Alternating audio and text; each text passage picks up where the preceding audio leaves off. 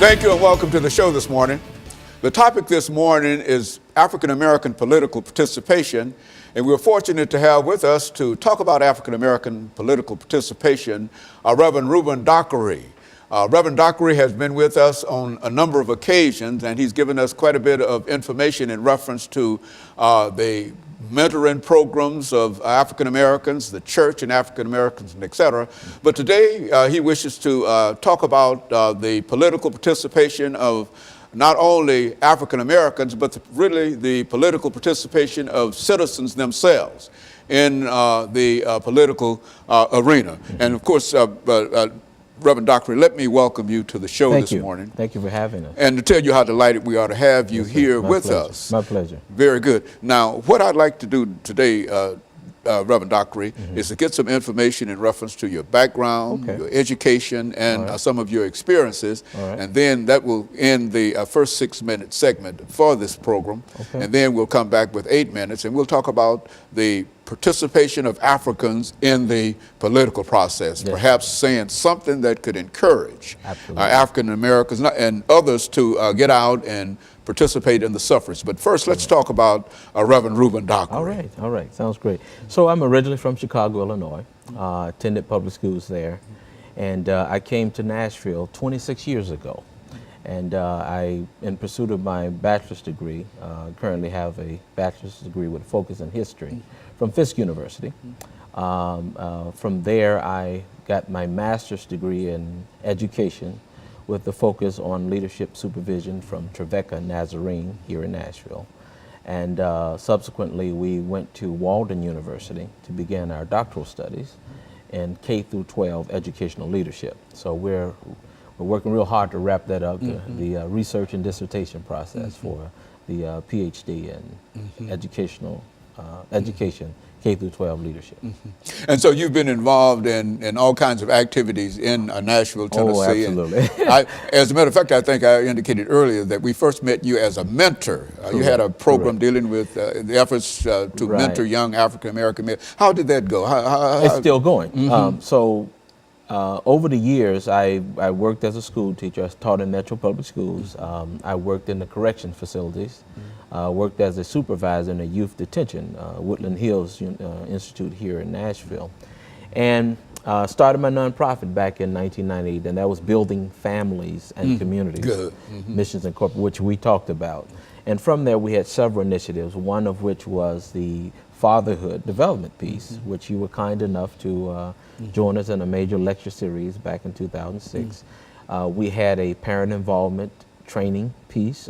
We had a piece where we were focused on education and support services and things of that nature. So that's what has kept us busy. That and wife and children and pastoring formerly Mount Sinai Cumberland Presbyterian Church and currently Bethel Family Church.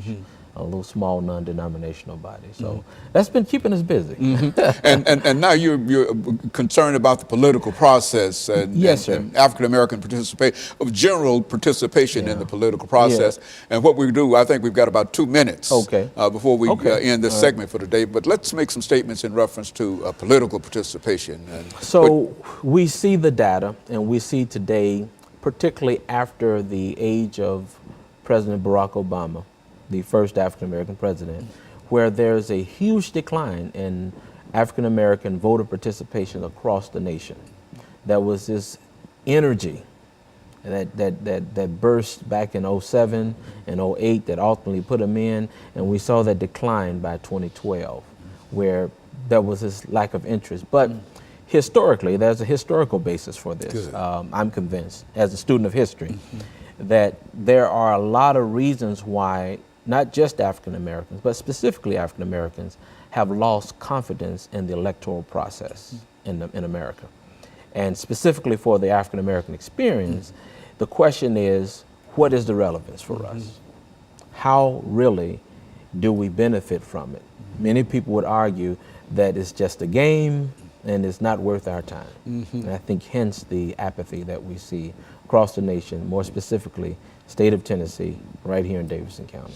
And so there's no real passion in a real sense on the part of many people dealing with the political process, and there's a lot of apathy, you say. Yes, sir. I would argue that there once was, but it has been lost. Okay, so what we're going to do, we're going to take our first commercial Okay. break, and then we're going to come back, and we'll be back with our audience following this very, very short commercial break.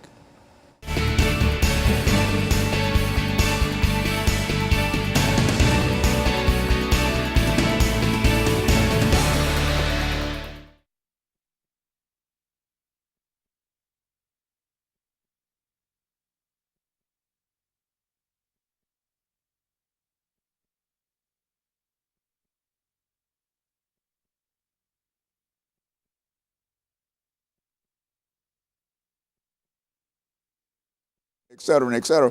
But see, you got to look at me. You got to pay attention to me.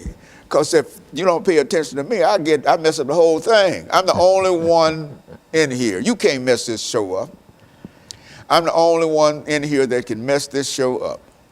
And so, pamper me. I mean, you gotta look at me. Okay, I'm always looking at you. I got my eye on you. I got my eye on you. Okay, really. Okay, but I give you what I got. okay, I know. Yeah, I can understand that. I certainly understand that. And it's not as a criticism, but I just pamper me. You know, said Dr. Haney. If I don't look at Dr. Haney, let Dr. Haney know, he'll just keep on running, and then he'll run out of time and whatever. That's what I tell Reverend Reuben Dockery here. That hey, I'm the only one that can mess this up. Can't nobody else mess it up but me. And if it get messed up, who they look at? And that's cause I mess it up. It go good, it's on you. It's on me. It go bad. God is good, and you know that. I think it's getting better all the time. Oh yeah. Okay, but really, so what we'll do, we'll talk about this political participation. And I want you to go into it, All right, Reverend Dockery, absolutely. and bring in your stuff as much as you possibly can. But don't I understand. you I understand? Because African American political participation.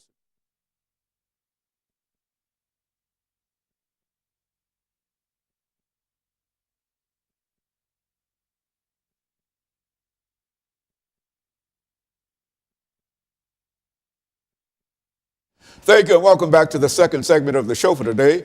We're talking to Reverend Dockery in reference to African American political participation, and I would imagine, Dockery, the climate in terms of African American participation, and I think you've already indicated that African Americans come out to vote when they feel that there's a special interest, and I think you talked about President Obama's election and et cetera. That got everybody fired up. But the most important thing I think that all people are trying to point out here is that there's such a very, very small representation of voters when we talk about the political process. And whether you talk about African Americans or the general vote, it's not African Americans, it's the voting of people, period. As a matter of fact, I think somebody said that only 6% of the voting population vote. And that sounds like it's insane to me. Had somebody raised that question, I would have said at least 60 or 70%. But 6%, that's only 6 out of 100 voters. Talk about it. And it should be alarming. So let's look at this from an historical perspective. It's been about 5 generations now since we've had suffrage rights for African Americans. 1870, actually 1865, when President Lincoln, for his assassination, was pushing for the place of African Americans as free individuals with the 13th Amendment and the 14th Amendment. Frederick Douglass pressed him and said, you cannot set them free without giving them the quintessential right of a citizen, and that's the right to vote. And by 1870, I think it was February, the 15th Amendment was enacted as a part of the Constitution, which gave black men at that time, black women still were not allowed to vote, black men the right to vote. 7 men, black men, Negroes at that time they were called, went to the United States Congress. And they were there until about 1929, I believe it was, when they began to dwindle in terms of African American representation in Congress. And it was a long period of time before you had any more.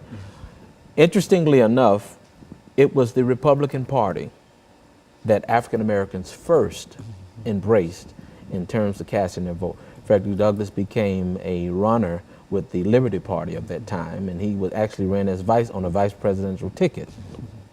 I say that to say that I think for African Americans then, or Negroes as they were called aptly, the focus was not about a particular love for a particular party, but for the party that was supporting their freedom, their liberation, their opportunity to be a part of the American way of life.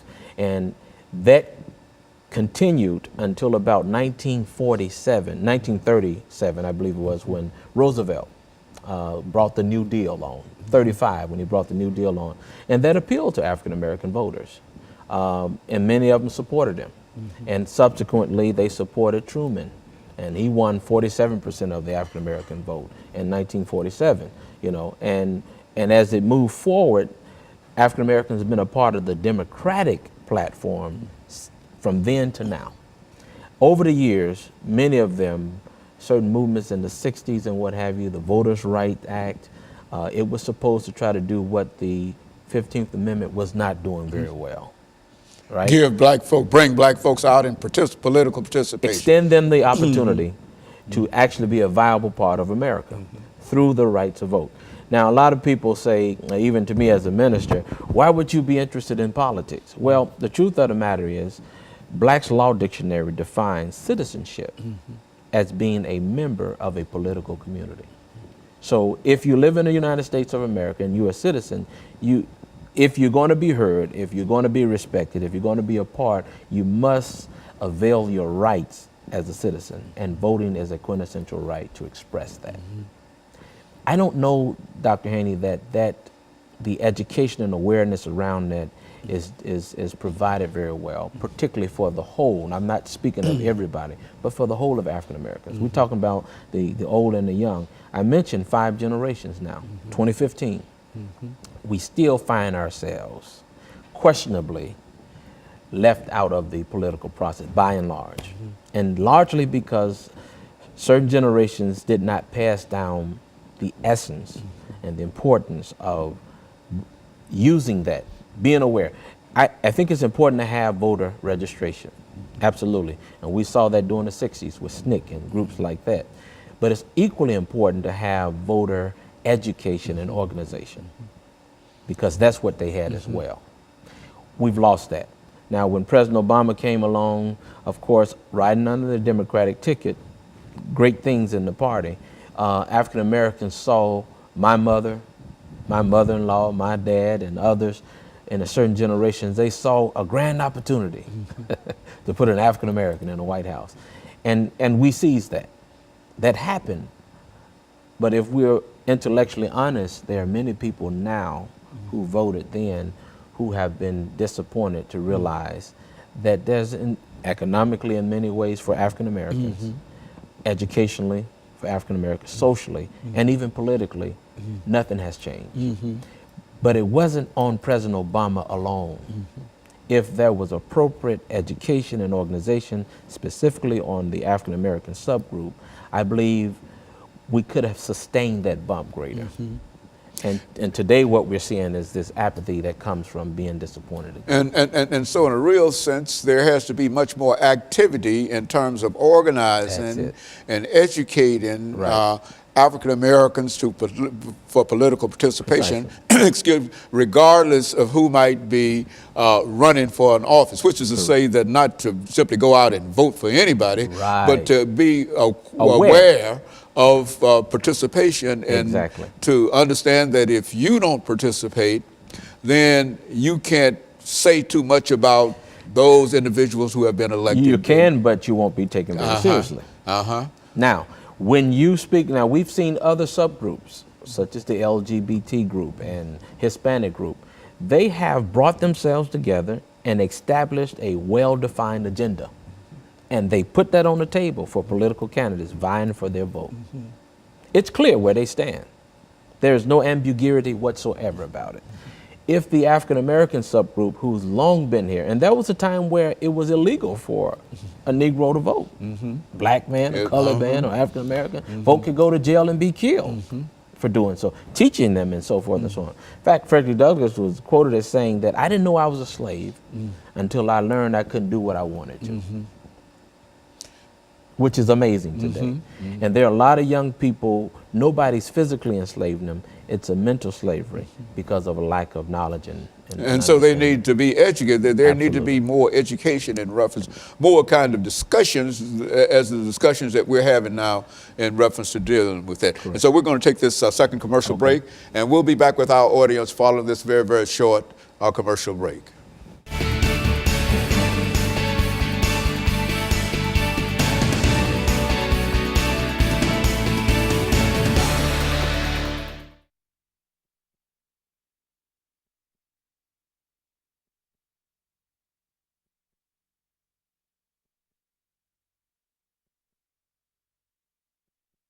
That's the 3 and the 0. That's 30. Is that what it is? That's 30. This is 3. That's a single 3 is 3. That's when you give me 30 seconds. That's 30 seconds, not 3 minutes. Yeah, yeah. So, We went over that. We just went over that. yeah, well, we'll have to capture it next time around. How many we got out about 20 seconds too early or what? I mean, they just added it, but I didn't know if that's what you wanted to do. But That's what I want you to do, but I didn't. no, not what I'm doing. What you doing? I'm doing what you asked me to do. You just didn't take my cue that time. I didn't tell you. Sure didn't. I didn't. I thought you had given me a 3-minute cue earlier. Yeah. And yeah. Well, I was still keeping up with that 3 minutes. Yeah. So you got to wind. So That's what I'm saying, when I rap, that's what that that's means. wrapping it up. Wrapping it up. Wrapping it up. You see this, that means you got time. Anytime you see a hand not doing this, that means you got some time. Time. But I don't know how much time I have. 30. All right, let's go through it. Oh, 5, five, 4, 3, 2, 1. 30, rap. After 30 years. It's been a while. hasn't it? Well, Yeah, that's okay. That's I got it. We good to go? Yeah, I'm good to go. I'm good to go. And so now we got about 10 minutes for this last segment, right? Yeah, this is the long. This is the longest segment, okay. And I got out of those about 20 seconds too early. Is that right? Somewhere in there. Yeah, 20. Yeah, good. That's good. I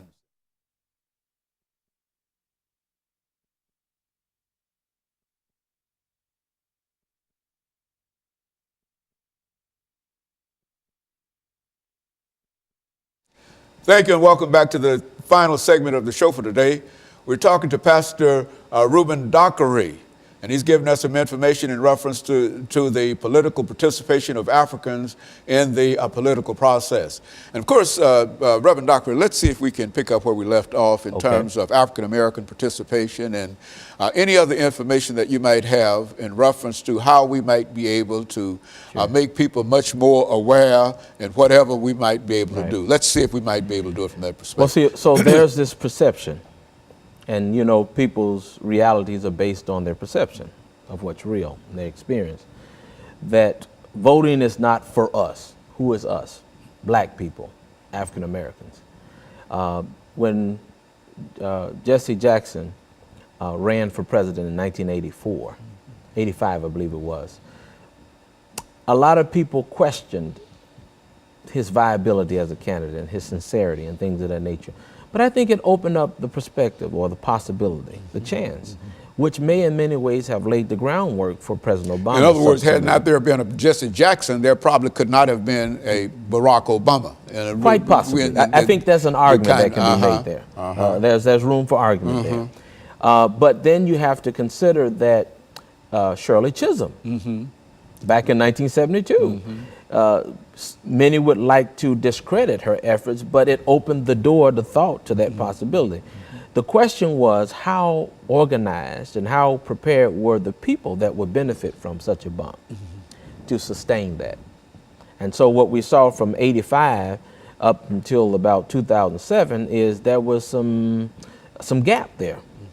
And so with the right marketing and the right pitch, a young, handsome, articulate young man that represent hope not only for African Americans, for many older whites who would like to see America improve and do better. Here he came.